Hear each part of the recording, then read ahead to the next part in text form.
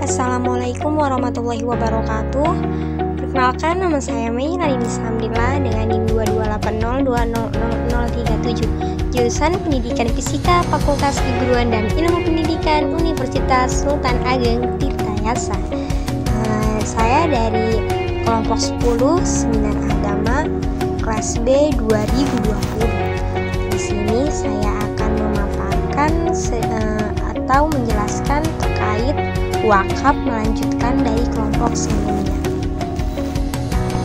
Mengenai syarat wakaf, syarat sighat atau ikrar wakaf. Pengertian sighat atau ikrar wakaf. Sighat wakaf adalah pernyataan wakif yang merupakan tanda penyerahan barang atau benda yang diwakafkan. Sighat wakaf ini tidak memerlukan kabul dari mauquf alaih. Nah, mauquf alaih di sini yaitu sebagai penerima wakaf yang sesuai dengan ikrarnya. Karena pada umumnya lafaz qabul hanya diperuntukkan kepada wakaf perorangan, sedangkan wakaf bagi umum tidak disyaratkan, cukup dengan ikrar penyerahannya saja. Yang selanjutnya mengenai syarat sighat wakaf. Nah, menurut Al-Ghazali ada beberapa pernyataan. Yang pertama, pernyataan atau ikrar harus menyebutkan dengan waktu yang tidak terbatas atau ta'bid. Hal ini dikarenakan karena mayoritas ulama fikih tidak mengesahkan wakaf yang ikrarnya menyebutkan jangka waktu tertentu atau muakkad, dengan alasan bahwa wakaf adalah sebuah transaksi memisahkan hak dengan tujuan untuk mendekatkan diri kepada Allah, sehingga tidak boleh dibatasi dengan waktu tertentu.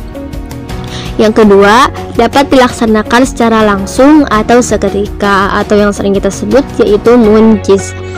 Hal ini terjadi karena wakaf merupakan transaksi yang langsung memindahkan hak seperti jual beli, sewa menyewa, dan hibah. Yang ketiga, bersifat mengikat atau ilzam. Pada saat wakif menyatakan penyerahan hartanya, maka wakaf bersifat mengikat dan hilanglah hak kepemilikan wakif atas harta yang diwakafkannya. Dengan demikian, dalam pemberian wakafnya, wakif tidak boleh menyertakan syarat yang bertentangan dengan status wakaf, seperti syarat khiyar, yaitu hak untuk melanjutkan atau mengurungkan pemberian wakafnya. Yang selanjutnya yaitu ikrar wakaf harus menunjukkan sasaran yang jelas.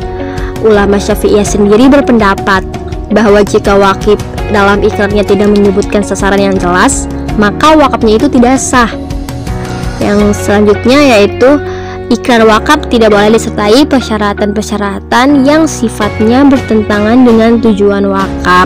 Seperti tadi pada pernyataan sebelumnya bahwa ikrar wakaf ini tidak boleh ada syarat-syarat tertentu yang menentang dengan status wakaf, seperti khiyar yang tadi sudah jelaskan, hak untuk melanjutkan atau mengurungkan pemberian wakafnya.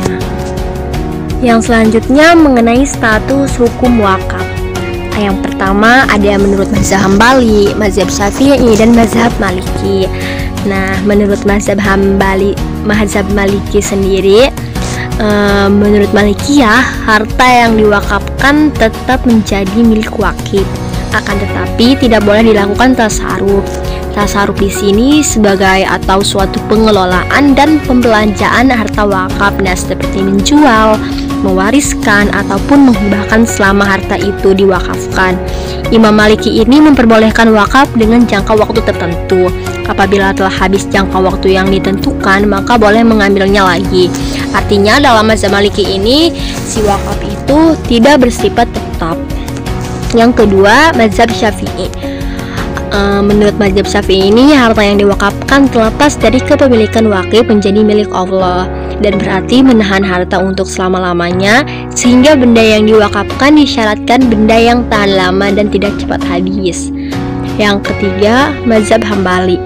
Jika seseorang sudah mewakafkan hartanya, maka wakif tidak boleh mempunyai kekuasaan bertindak atas hartanya itu dan tidak bisa menariknya kembali. Imam Ahmad dan Hambal menyatakan bahwa benda yang diwakafkan harus benda yang dapat dijual meskipun ketika sudah diwakafkan tidak boleh dijual dan harus benda yang kekal zatnya, sebab wakaf bukan untuk waktu tertentu namun untuk selamanya. Nah, mazhab Hambali dan mazhab Maliki ini saling bertentangan satu sama lain mengenai wakaf, di mana menurut mazhab Maliki wakaf ini boleh dikembalikan, artinya tidak tetap. Sedangkan menurut mazhab Hambali si wakaf ini sifatnya menetap atau selama-lamanya. Mazhab Hambali ini sefrekuensi dengan mazhab Syafi'i, walaupun ada syarat-syarat yang membedakannya. Namun secara hukum wakaf ini harus dipelihara agar tidak cepat rusak. Jika harta wakaf mengalami kerusakan, maka harus ada pengganti melalui ibdal atau penukaran dan istibdal atau penggantian. Ada beberapa pendapat di kalangan utama terkait ibdal dan istibdal. Ada menurut mazhab Hanafi, mazhab Maliki, mazhab Syafi'i, mazhab Hambali, dan mazhab Syafi'iyah. Nah, pada mazhab Hanafi ini ibdal dan istibdal diperbolehkan. Hal ini berpijak pada menitik ibaratkan pada maslahat yang menyertai tiga hal. Yang pertama, apabila wakif mensyaratkan bahwa ia akan menanti harta wakaf itu dengan tanah, maka penggantian itu boleh. Yang kedua, apabila wakif tidak mensyaratkan apapun dan harta wakaf tidak bisa lagi dimanfaatkan, tidak ada lagi hasilnya, maka penggantian wakaf boleh apabila mendapat izin dari penguasanya. Yang ketiga, apabila pengganti tidak disyaratkan wakif dan penggantian itu pada dasarnya memberi manfaat dan wakif akan menggantinya dengan yang lebih baik, maka penggantian itu tidak sah. Sedangkan pada mazhab Maliki, ulama Malikiyah sendiri dengan tegas melarang penggantian barang wakaf yang tidak bergerak kecuali ketika dalam keadaan yang darurat, dan memperbolehkan penggantian barang wakaf yang bergerak dengan pertimbangan kemaslahatan. Pada ulama mazhab Malikiyah sendiri menyatakan, yang pertama, apabila harta wakaf berbentuk masjid maka tidak boleh dijual. Yang kedua, apabila berbentuk harta tidak bergerak maka boleh dijual dengan syarat dibelikan lagi sesuai kebutuhannya. Yang ketiga, dalam bentuk benda lain dan hewan, apabila manfaatnya tidak ada lagi maka boleh dijual dan hasilnya dibelikan barang atau hewan sejenisnya. Sedangkan menurut mazhab Syafi'i, kalangan Syafi'iyah sendiri dikenal lebih berhati-hati dalam persoalan ibdal dan istibdal ini. Nah, dalam mazhab ini ulama Syafi'iyah terbagi dalam dua kelompok.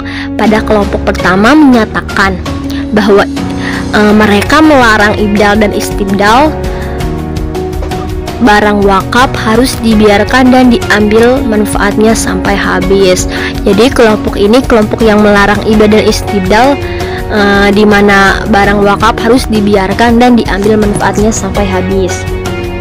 Yang kedua, kelompok ini memperbolehkan penjualan barang wakaf dengan alasan tidak mungkin dimanfaatkan seperti yang dikehendaki wakif.